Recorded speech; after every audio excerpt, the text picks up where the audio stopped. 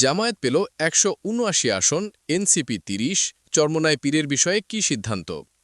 আসন্ন ত্রয়োদশ জাতীয় সংসদ নির্বাচনকে ঘিরে জামায়াতে ইসলামের নেতৃত্বাধীন নির্বাচনী ঐক্যজোটের আসন ভাগাভাগি চূড়ান্ত হয়েছে। বৃহস্পতিবার ১৫ জানুয়ারি রাতের দিকে রাজধানীর ডিপ্লোমা ইঞ্জিনিয়ার্স ইনস্টিটিউশনে এক সংবাদ সম্মেলনে এই আসন সমঝোতার কথা সাংবাদিকদের ঘোষণা করেন জামায়াতের নায়েবে আমির আবদুল্লাহ মোহাম্মদ তাহের।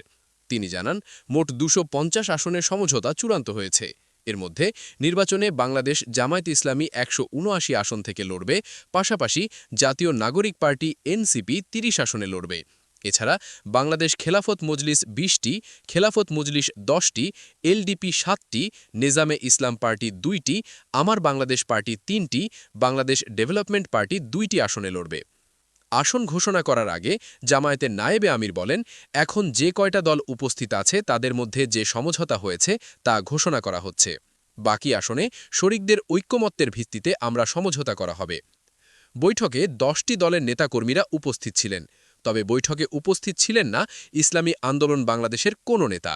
এছাড়াও আসন সমঝোতা হয়নি জাগপা ও বাংলাদেশ খেলাফত আন্দোলনের সাথে।